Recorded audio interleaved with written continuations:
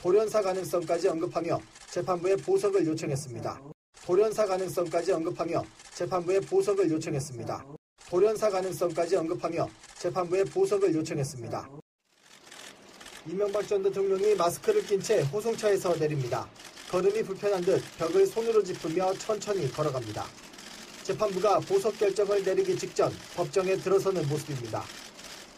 그런데 보석이 허가돼 구치소에서 나올 때 모습은 다릅니다. 마스크도 벗었고 부축을 받지도 않습니다. 보석 허가 결정 전후 모습을 나란히 놓고 보면 걷는 속도도 다릅니다. 대통령 측은 고령에다 수면무호흡과 불면증 등으로 돌연사 가능성까지 언급하며 재판부에 보석을 요청했습니다. 이 전 대통령 측에서 얘기했던 9가지 병명 같은 거는 재판부가 전혀 인정을 안 한 거예요? 네, 만약에 정말 입원이 필요할 정도로 그렇게 아픈 것이라면 구치소에 있으면서 거기에 의료진의 그 진료를 받으라는 할 수 있는 거죠. 정도다? 그렇죠. 입원이 필요하면 병원 가지 말고 구치소에서 있으면서 구치소에 입원한 것처럼 하라는 거라고 이제 재판부는 이야기를 했고요. 예. 자택에 머문 상태에서 항소심 재판에 임하고 거기서 선고가 나면은 또 수감될 가능성이 있는 겁니까? 그렇죠. 유죄 판결이 선고되면 다시 수감될 수밖에 없죠. 그렇죠. 그렇기 때문에 아까 제가 말씀드린 게 일시적으로 저렇게 석방이 돼서 자유로울 수는 있고 편안함을 얻을 수는 있겠지만 예. 만약에 유죄 판결이 선고된다면 다시 수감되는 고통은 더 클 거다. 이렇게 정신적으로. 그러면 저는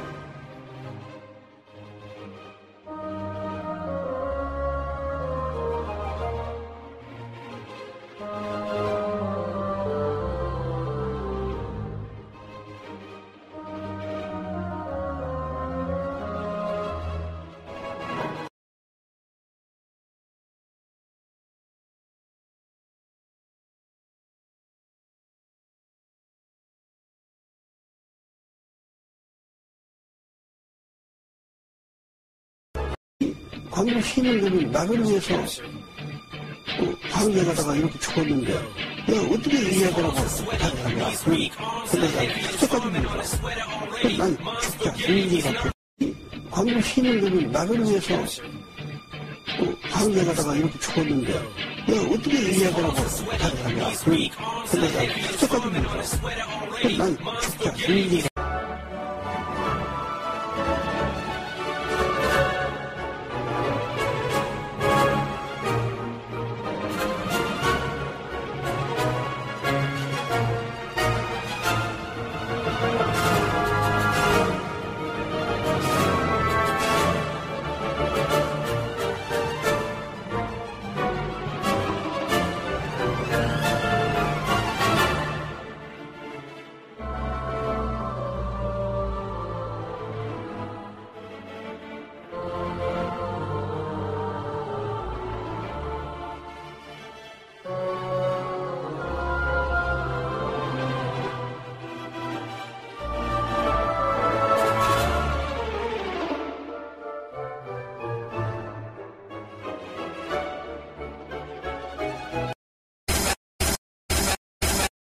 全都間大統領閣下、国事に専念される中、閣下の玉体、ますますご健勝のこととお喜び申し上げます。閣下もご存知のように、私の刑務所生活は2年半に及びますが、本来の持病である変形性股関節症や耳鳴りなどに苦しめられており、専門医による十分な治療を受けることを望んではみません。閣下におかれましては、出国許可を下ろしてくだされば、私は2、3年間アメリカに滞在しながらまともな治療を受けることを願っているのですが、ご許可いただければ感謝の至りでございます。合わせて申し添えさせていただければ、私は今後、国内外を問わず、一切政治的行為をしない一方、国の安保と政治の安定を害するような行為をしないことを約束しますとともに、閣下のご全勝を仰望いたします。昭和57年12月13日、豊田大中。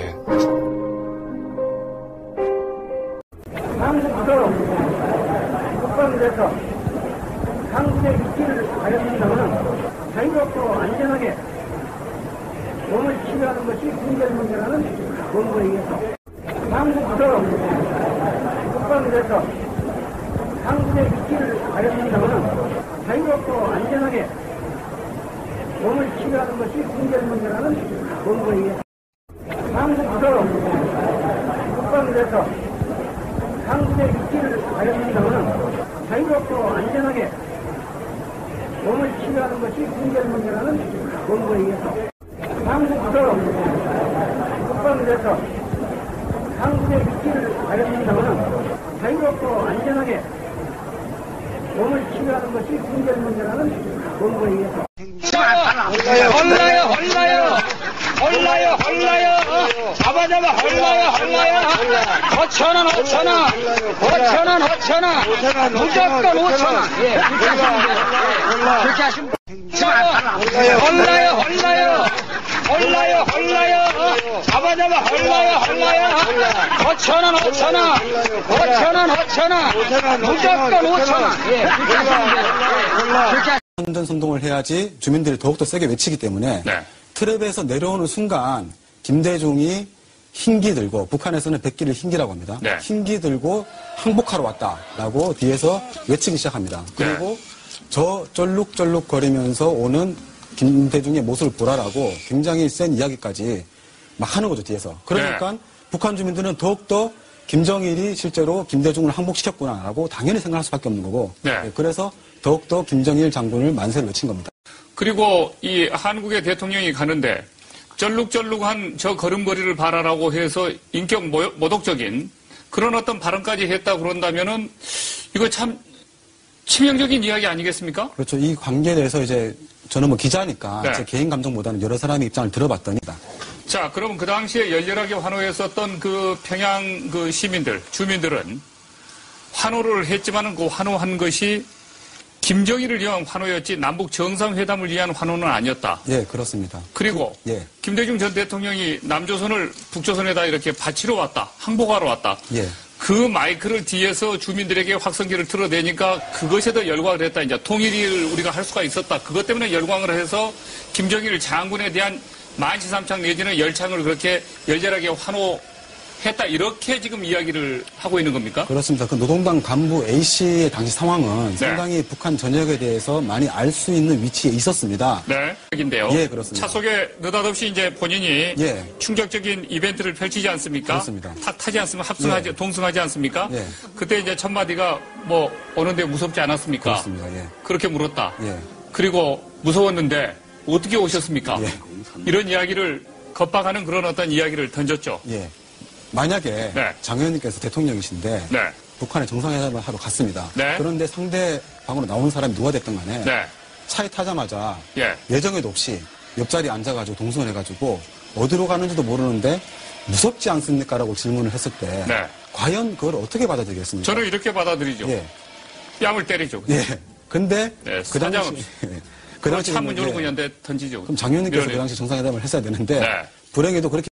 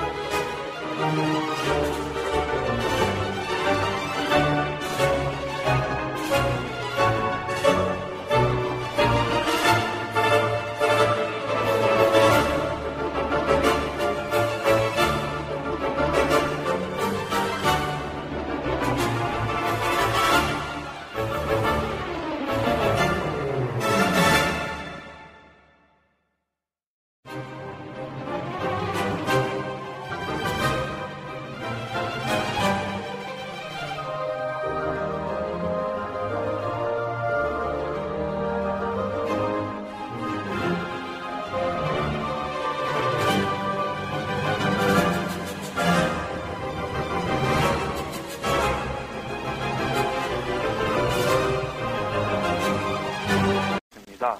이 반 전 총장 측은 제례에는 정해진 규칙이 있는 게 아니고 지역마다 관습이 다 다르다면서 집안 관례대로 제례를 올렸다고 해명을 했습니다. 실제로 당시 앞뒤 상황을 모두 찍은 영상을 보면 이 반 전 총장은 고사례라는 제례 방식에 따라서 참배를 하고 또 음복을 한 것으로 확인이 됐습니다. 결국 영상이 뉴스 보도용으로 편집되면서 어설픈 실수를 한 것으로 그런 원인 제공, 단초 제공은 이명박 대통령부터 시발 그런 원인 제공, 단초 제공은 이명박 대통령부터 시발 그런 원인 제공, 단초 제공은 이명박 대통령부터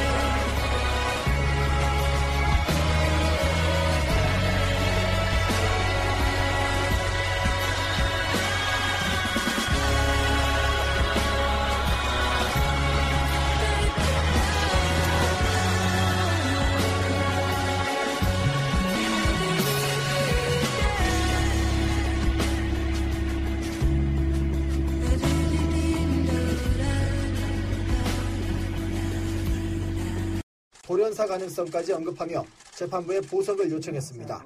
돌연사 가능성까지 언급하며 재판부에 보석을 요청했습니다. 돌연사 가능성까지 언급하며 재판부에 보석을 요청했습니다. 이명박 전 대통령이 마스크를 낀 채 호송차에서 내립니다. 걸음이 불편한 듯 벽을 손으로 짚으며 천천히 걸어갑니다. 재판부가 보석 결정을 내리기 직전 법정에 들어서는 모습입니다. 그런데 보석이 허가돼 구치소에서 나올 때 모습은 다릅니다. 마스크도 벗었고 부축을 받지도 않습니다. 보석 허가 결정 전후 모습을 나란히 놓고 보면 걷는 속도도 다릅니다. 대통령 측은 고령에다 수면무호흡과 불면증 등으로 돌연사 가능성까지 언급하며 재판부에 보석을 요청했습니다.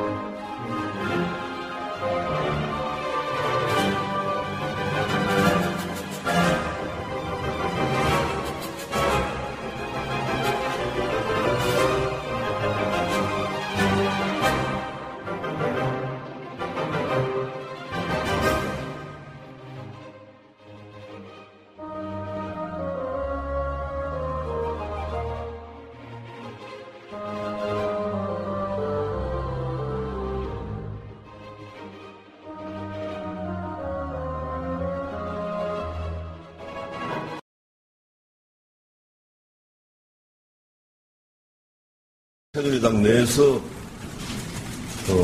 탄핵 발의를 앞장서기로 했습니다. 새누리당 내에서 탄핵 발의를 앞장서기로 했습니다. 새누리당 내에서 박근혜 대통령 탄핵에 찬성하는 의원이 40명에 달하는 것으로 알려졌습니다. 대선 불출마까지 선언하며 탄핵에 앞장서겠다고 밝힌 김무성 전 대표를 비롯해 비주류 의원들이 대부분인 것으로 전해집니다. 40여 명 가량 이제 그 탄핵에 찬성하고 이제 하셨다고 하는데 그 맞나요? 얼추 그런 걸로 알고 있습니다. 40여 명. 이처럼 여당 비주류 의원들이 탄핵에 더 적극적으로 나서는 이유는 탄핵안 부결을 걱정하며 지지부진하고 있는 야권을 압박하기 위해서입니다.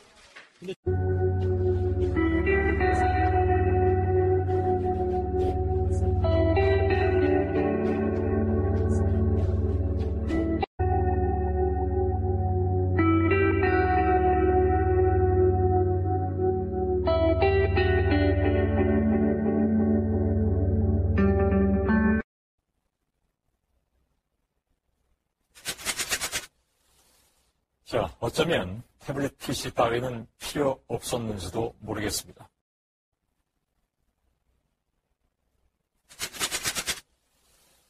자, 어쩌면 태블릿 PC 따위는 필요 없었는지. 탄핵소추위원이었던 권성동 국회 법제사법위원장, 보수 분당 사태를 이끈 김성태, 황영철 의원 등 바른정당 의원 13명이 탈당을 선언했습니다. 자유한국당 홍준표 후보를 지지하겠다고 밝혔습니다. 배신자하고 손잡은 한국당은 더 이상 보수당이라고 부르지 마라. 더 이상 보수의 가치를 얘기하지 말고 더 이상 이 보수팔이 하지 마라. 박근혜 대통령 탄핵을 정말 그런 식으로 생각하는 사람 대한민국 국민 누가 있느냐 말이야. 그래서 저는 어제 정의를 하기를 배신의 당 사람들 끌고 왔는 한국당도 배신의 정당으로 규정하겠습니다. 여러분. 배신자하고 손잡고 이 보수를 무너뜨리려고 하는 보수의 가치와 보수의 정신과 보수의 이념과 보수의 사상을 무너뜨리려고 하는 이 배신자를 끌어들인 홍준표도 배신자로 규정하겠습니다. 그래서 이제는 한국당하고의 단일화는 끝났다. 더 이상 배신자, 배신의 정당하고는 더 이상 단일화 논의를 하지 않겠다. 저는 그렇게 말하고 싶습니다. 혹자들은 문재인 되니까 배신자. 저는 그렇게 생각하지 않습니다. 홍준표는 될 수 있는 사람이 못 되는 거예요. 인물이 안 되는 거예요. 홍준표하고 제일 가까운 사람 저하고 가까운데 그 사람한테 내가 홍준표를 한마디로 정의해달라고 그랬어. 홍준표가 도대체 어떤 사람인가 한마디로 정의해달라고 그랬더니 제일 가까운 사람이 저보고 하는 말이 홍준표는 잡놈이라는 잡놈. 잡놈이니까 이 생각이 안 되는 거야. 보편적으로 국민들이 생각하는 거, 보편적으로 보수우파들이 생각하는 거. 이게 정치를 전문으로 하시는 김무성 대표님과 또 김문수 대표님이 쌍두마차가 지금 앞에 앉아 계십니다. 한번 세로에는 정점을 한번 찍기를 바랍니다. And also two politicians represent. 대통령 한번 하십시오. And to become president later. 우리에게도 대통령 한번 만들어 보자. 이게 정치를 전문으로 하시는 김무성 대표님과 또 김문수 대표님이 쌍두마차가 지금 앞에 앉아 계십니다. 한번 세로에는 정점을 한번 찍기를 바랍니다. And also two politicians represent. 대통령 한번 하십시오. And to become president later. 우리에게도 대통령 한번 만들어 보자. 이게 정치를 전문으로 하시는 김무성 대표님과 또 김문수 대표님이 쌍두마차가 지금 앞에 앉아 계십니다. 한번 세로에는 정점을 한번 찍기를 바랍니다. And also two politicians represent.